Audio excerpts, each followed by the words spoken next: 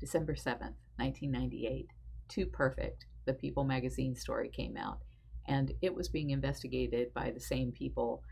Dateline and People magazine had come out. They had done all of their interviews and their filming and their photographs and everything all at the same time. And they had done all of that in August of 1998. And so it usually takes several months for a big story like this to get all put together and then come out to air. So apparently, during this period of time when I was working with Don's daughters and trying to figure out an equitable way to deal with the conservatorship, and we had all come to agreement on how to do that in September, you'll hear what they were doing behind my back in these interviews, because I didn't know that they were saying these kinds of hateful things until it actually came out. So that part is not in my diary. That's just looking back 20 years and, or yeah, 23 years, 22 years, and seeing how this pattern first started. So I'm going to read you the article.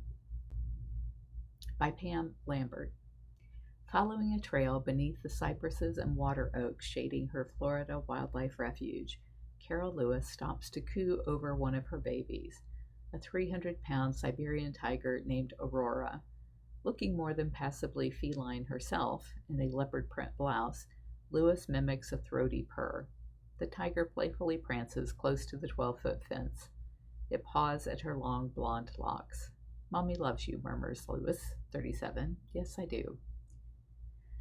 Indeed, in the 6 years since Lewis and her husband Don, a self-made millionaire, turned 40 acres of prime real estate into Wildlife on Easy Street, a sanctuary for exotic cats, no one has questioned her fierce passion for her pets.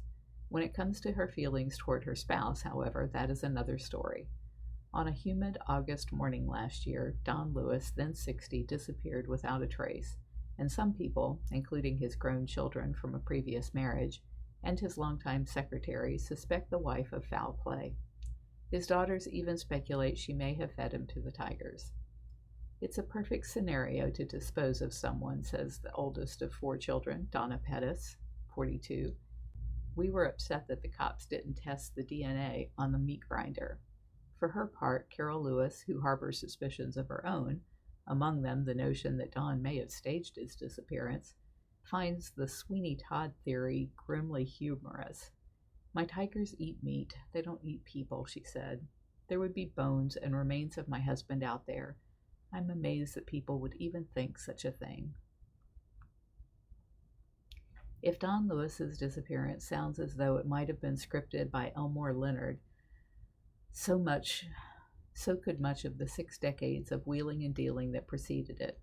He had the Midas touch, said daughter Pettis,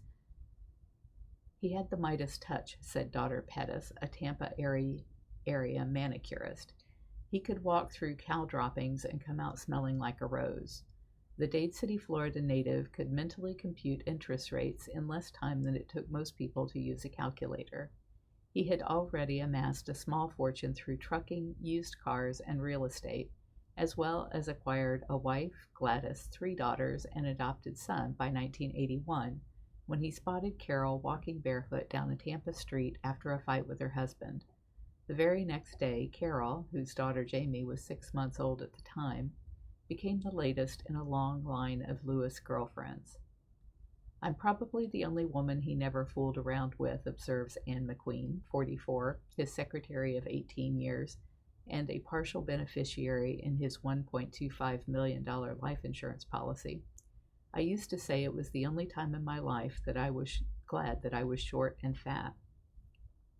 Despite his wealth, which grew substantially after Carole began helping him buy and sell real estate in 1984, much of it tax-delinquent properties he had acquired at auction, Lewis had a split personality concerning money. The trained, though not licensed, pilot always carried enough cash to purchase an airplane, but he shopped for his clothes at garage sales. "I used to tell him," says McQueen, "that he put the chirp in cheap, cheap, cheap." When Don and Carole finally married in 1991, the year after his divorce, he gave her a $14 wedding ring during a courthouse ceremony. But soon after, Don sprang for something Carole would love better than any bauble, a 6-month-old bobcat named Windsong.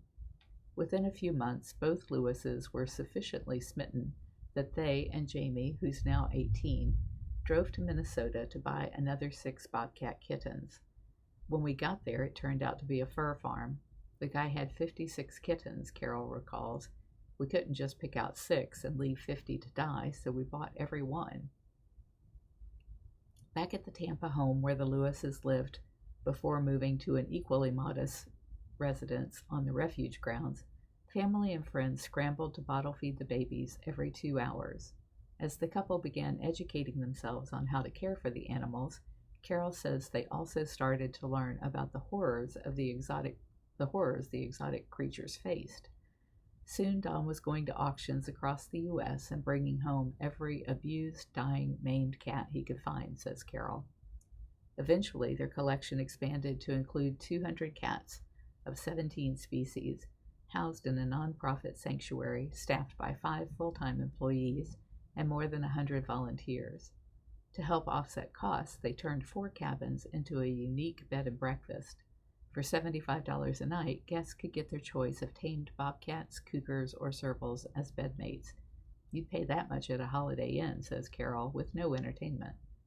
These days, the solidly booked cabins are attracting their share of crime buffs, tantalized by the mystery of just what happened to Don Lewis on August 18, 1997. There is currently a wealth of suspects and scenarios, but precious little evidence. Although Don's 1989 Dodge van was found at an airport 40 miles from the refuge 2 days after his wife reported him missing, none of his credit cards were subsequently used. Neither the private eye Carole hired nor an extensive police investigation, including searches of property Don Lewis owned in Costa Rica, where he had told some families and friends he was planning to move, uncovered anything more sinister than indications that he may have been involved in extramarital affairs and questionable business practices. People did learn that 2 months before he vanished, Don Lewis had filed court documents seeking a domestic violence injunction against Carole, accusing her of threatening to shoot him.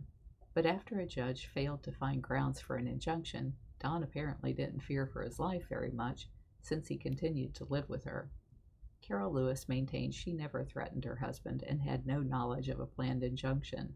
The worst thing I ever did, she said, was threaten to report him to the IRS. Admits John Marsicano, one of the lead detectives on the case, we don't have a good idea of what really happened to him. Don's disappearance has left Carole Lewis ensnarled in a nasty legal catfight with his children over control of his business affairs and holdings estimated at more than $5 million. Accusing Carole of forging their father's will and power of attorney, his daughters want to prevent her from draining the coffers to care for the animals. Carole maintains that the children are entitled to only about $1 million in properties that belonged to their father before he married her. Under a temporary court order, Carole can just use $152,000 from the real estate operations to run the refuge, when the current annual budget is expected to exceed $225,000. Last year, the sanctuary spent $22,000 on veterinary bills alone.